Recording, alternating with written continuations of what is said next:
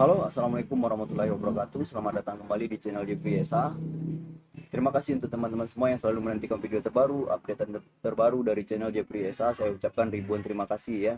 Dan bagi teman-teman semua yang belum mensupport channel ini, silahkan disupport terlebih dahulu agar channel ini semakin berkembang dan saya lebih semangat lagi memberikan solusi dan motivasi kepada Anda semua.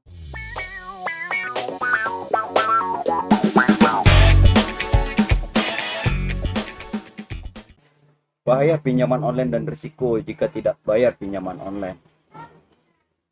Adanya pinjaman online menjadikan kabar baik bagi masyarakat, karena prosesnya akan lebih mudah dan efisien. Selain itu, pinjaman online memiliki waktu pencairan dan dana lebih cepat dibandingkan pinjaman offline seperti bank. Salah satunya kemudahan pinjaman online adalah uang bisa langsung cair, tanpa perlu survei terlebih dahulu.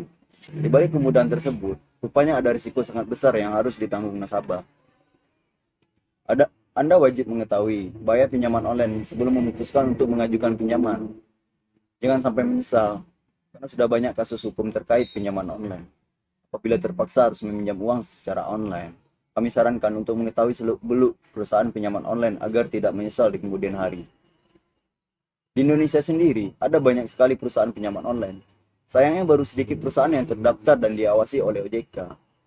Sisanya merupakan perusahaan ilegal yang berpotensi merugikan konsumen dikarenakan tidak memiliki payung hukum yang jelas uang dari perusahaan tersebut. Padahal ada banyak sekali bahaya yang mengintai mereka. Untuk Anda yang ingin mengetahui apa saja bahaya pinjaman online, silakan Anda simak video ini sampai selesai. Ya. Ada 11 risiko pinjaman online. Yang pertama, bunga tinggi. Bahaya dari pinjaman online yaitu memiliki bunga yang cukup tinggi dibandingkan dengan pinjaman secara offline. Apabila jika kalian meminjam dana online lewat perusahaan ilegal, maka harus siap-siap membayar hutang dengan bunga sangat tinggi. Bunganya akan berlipat ganda apabila kalian telat membayar. Jadi pastikan kalian membayar hutang sesuai tanggal yang ditentukan agar bunganya tidak semakin besar. Ya. Yang kedua, dikejar oleh debt collector. Namun seringkali para debt collector menagih secara paksa. Bahkan tak jarang ada debt collector yang memberikan berbagai macam ancaman yang bisa membahayakan keselamatan para nasabah. Setiap ancaman yang diberikan akan memaksa pinjaman untuk mengembalikan uang, pinjaman beserta bunganya. Lebih gilanya lagi, biasanya debt collector akan menghubungi nomor kontak yang tersimpan di dalam smartphone. Karena secara tak langsung, kita memberikan izin pada aplikasi pinjaman online untuk mengakses nomor kontak telepon yang tersimpan di smartphone kita. Ya. Kemudian yang ketiga, data pribadi terancam. Saat mengajukan pinjaman online, nasabah diminta mengisi data pribadi melalui aplikasi pinjaman online. Namun, data pribadi yang diisi sebetulnya sangat bahaya. Bisa disalahgunakan, apalagi jika meminjam lewat perusahaan ilegal. Tentunya kalian tidak ingin data pribadi diumbar ke orang lain. Seperti nama lengkap, tanggal lahir, alamat, dan lain-lain.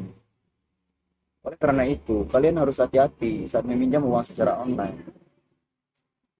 Pastikan meminjam dari perusahaan yang terpercaya dan terdaftar di OJK. Jangan sampai meminjam uang dari perusahaan abal-abal yang hanya akan merugikan di kemudian hari. Kemudian yang keempat, plafon pinjaman rendah. Jika kalian ingin meminjam di peminjaman online, pihak perusahaan tidak akan memberikan dana yang cukup tinggi. Pinjaman yang diberikan hanya sekitar 1-2 juta. Bagi kalian yang ingin meminjam dana cukup tinggi pada pinjaman online, lebih baik meminjam dalam bentuk offline seperti bank agar dapat meminjam dana cukup tinggi serta bunga yang rendah. Yang kelima, denda cukup besar. Ketika salah satu nasabah pinjaman online tidak membayar cicilan setiap bulannya, maka akan dikenakan denda. Nasabah telat membayar cicilan, wajib membayar denda juga bunganya. Denda yang diberikan oleh nasabah cukup tinggi. Tentu saja sangat merugikan nasabah karena harus membayar cicilan bulanan, bunga, serta denda telat membayar cicilan. Ya. Kemudian yang keenam, menyebabkan depresi. Melakukan pinjaman secara online dapat membuat nasabah merasa depresi. Depresi bisa terjadi ketika nasabah tidak membayar cicilan. setiap bulannya dan dikejar-kejar oleh debt collector. Tidak hanya dikejar oleh debt collector saja, namun depresi juga bisa terjadi karena harus membayar cicilan per bulan, bunga, serta denda yang diberikan oleh perusahaan pinjaman online. Kemudian yang ketujuh, belum terdaftar dalam OJK. Banyak aplikasi pinjaman online yang belum terdaftar dalam OJK. Jika aplikasi pinjaman online belum terdaftar di OJK, dapat dikatakan masih ilegal.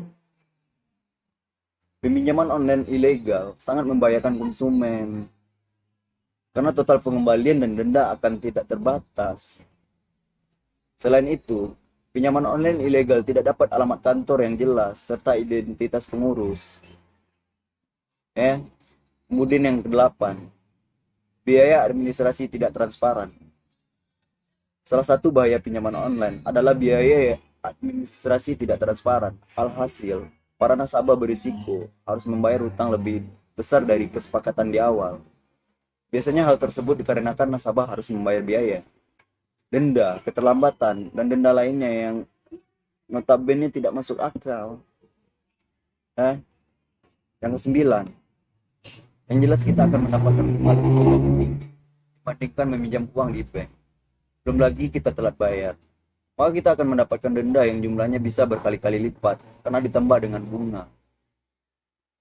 Kemudian yang ke-10, risiko yang paling terbesar adalah ditagih oleh debt collector yang bisa semena-mena terhadap kita apabila tidak membayar hutang. Debt collector bisa bebas mengakses semua nomor telepon yang ada di handphone, karena kita memberikan akses ke semua kontak saat pertama kali menginstal aplikasi pinjaman online tersebut.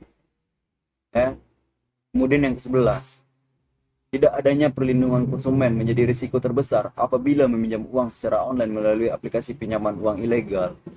Dengan tidak adanya perlindungan konsumen, maka perusahaan pinjaman online bisa berbuat semena-mena agar konsumen mau mengembalikan uang yang dipinjamkan. Semua risiko tersebut bisa diminimalisir apabila kita meminjam uang melalui aplikasi pinjaman online.